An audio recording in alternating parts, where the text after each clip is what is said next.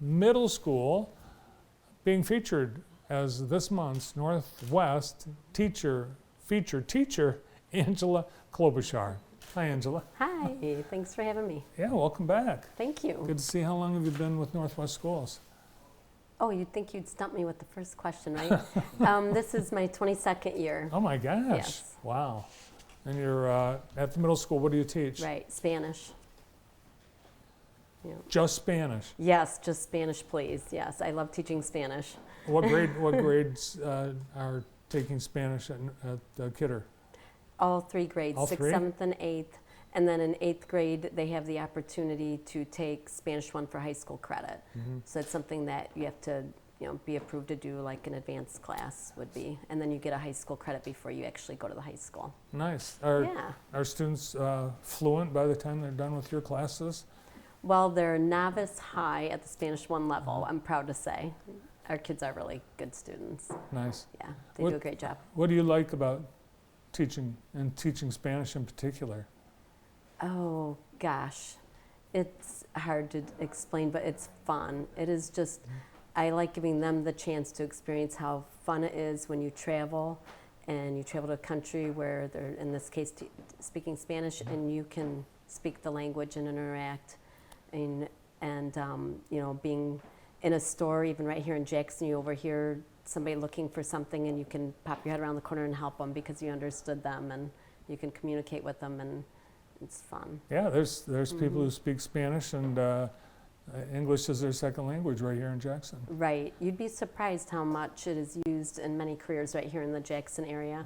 I know my veterinarian uses Spanish on in his career regularly, weekly, and loves it, and it's just a very marketable language to learn. Yeah, we have call centers that are looking for Spanish-speaking people. That's right, yes. So do you travel and use your Spanish skills in Spanish-speaking countries? I have. I'm way overdue with COVID and everything. I hadn't been anywhere exciting in a while, but I've been to Mexico a couple times, to Spain.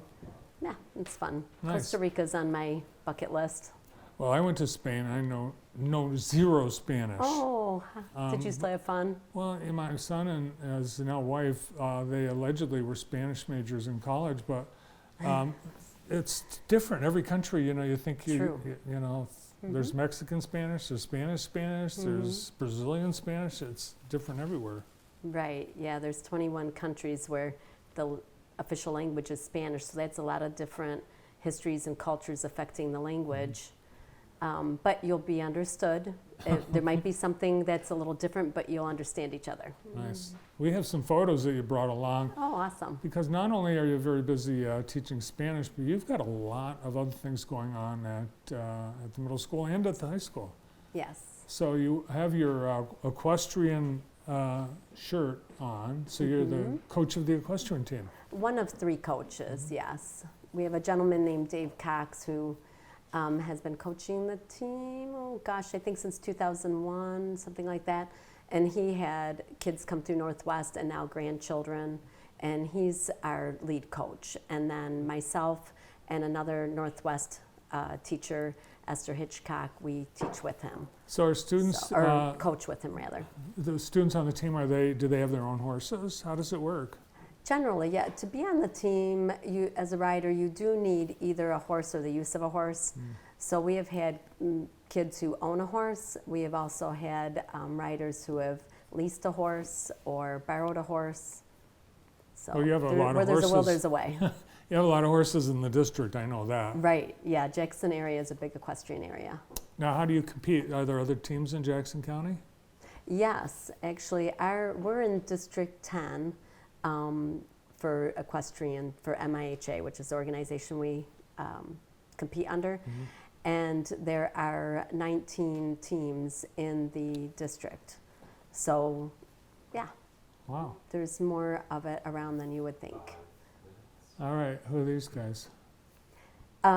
So this is Learning Fair, a picture from Learning Fair.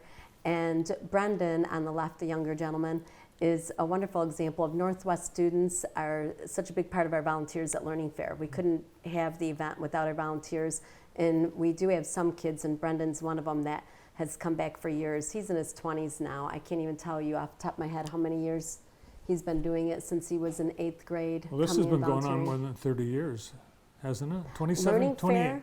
Fair, for Learning Fair? Yeah. So this is our 30th year, but our 29th fair because of COVID. Yep. Yeah. So that's Yeah. amazing. I remember when it started. I was like in a room at Spring Arbor University, and now it's taken over the whole campus of the elementary school. Right. Yeah. I guess originally it was a celebration for the end of a teacher-student camp, where they were making things on mills and doing some cool stuff, and they wanted to have a way to showcase it. Do you have your own horses? I do. Oh. Mm-hmm. Do you ride your horse to work? To work? Yeah. No. No. It's crossed my mind. The way the gas prices go sometimes. Now I think you're also involved with the robotics. Right. Oh, no, I'm not. No. That's an exhibit at Learning Fair. Okay. So that's one of the robotics coaches there. That's from the Northwest robotics team. Mm-hmm. So you're the co-director of the Learning Fair. I'm sorry? Co-director of the Learning Fair, right? Yeah, I'm the coordinator. Yeah. Yeah. I love doing it. He 3D printed his name, if you can see that in the picture. Yeah, we just love having the opportunity to help kids discover the passion for making things and get the confidence to not be a passenger in life, but to be an innovator, a problem solver and a designer and an innovator. Well, it seems like it's a very successful program. You get more and more exhibitors every year and more attendees. So Yes. nice job. I feel honored to be part of it.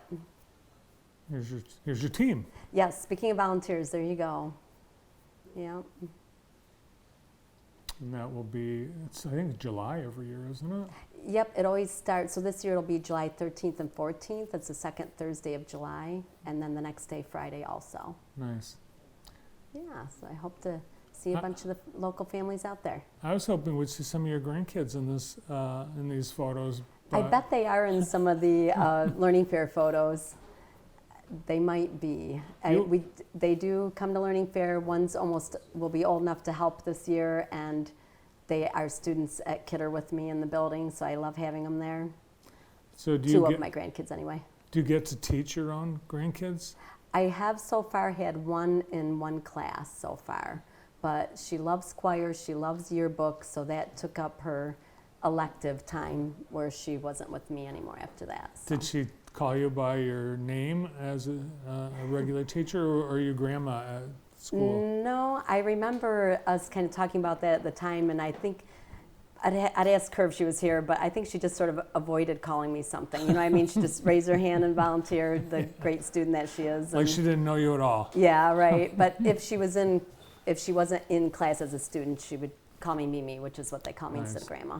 So what are your grandkids' names? So I know they're going to watch and they're going to say, Grandma, you didn't mention my name and I'm in your school. That's right. It would be Bailey and Kennedy, two amazing human beings. Cool. Is Spanish an elective at the middle school? Yes, So it is. it's up to the kids. They choose whether they want to take. Right. Yeah. Yep. Mm-hmm. And how many students, as a percentage, end up choosing Spanish? Ooh, that's a good question. The only thing I could tell you to give you a little bit of an idea is the Spanish one for high school credit. Mm-hmm. A little over 60 kids asked for it for next year, Oh. and about 60 can go in there. So I wish I had the opportunity when I Mhm. was in 7th and 8th grade to take Spanish, yes, but it just wasn't there. yes. You know, our school didn't. Yeah. We didn't have anything. You know, it was just the basics. Yeah, not all districts offer it in the middle school, and I am proud of us that we do that. Yeah. So, at Northwest. I think the kids are lucky they ended up. It's easier to learn a language than when you're younger. Yeah, the Then sooner all- you get started, the better. Yeah, you have a little less apprehension and a little more just have fun with it kind of attitude. Was it hard or easy for you to learn Spanish? I would say no. I mean, I never felt like it was hard, like I want to give up, but it always took. So it's kind of a trick question, but it took effort. You know, I did a lot of studying with a friend from Spain that I had met back at the time. So I helped her with English. She helped me with Spanish. Nice. Mm. I took French in high school, 2 years, and there Mhm. was 2 nuns who were also sisters. They spoke no English. They were from Quebec, Oh wow. and it was French-Canadian French that Oh, they okay. spoke. So I didn't understand a word they said in French or English or in anything. So I don't know. I guess it wasn't. I'm just not a good learner in foreign language. This is where I would tell my students, don't listen to that little guy in your head telling you you can't do it. Kick him out of there. Okay. You can still do it, Bart. Well, Angela, thanks for all you do for you. the community and for the kids at Northwest. Thanks for coming in. Thanks. Our featured teacher on the Northwest Teacher Feature this month from Northwest Middle School, Angela Klobuchar.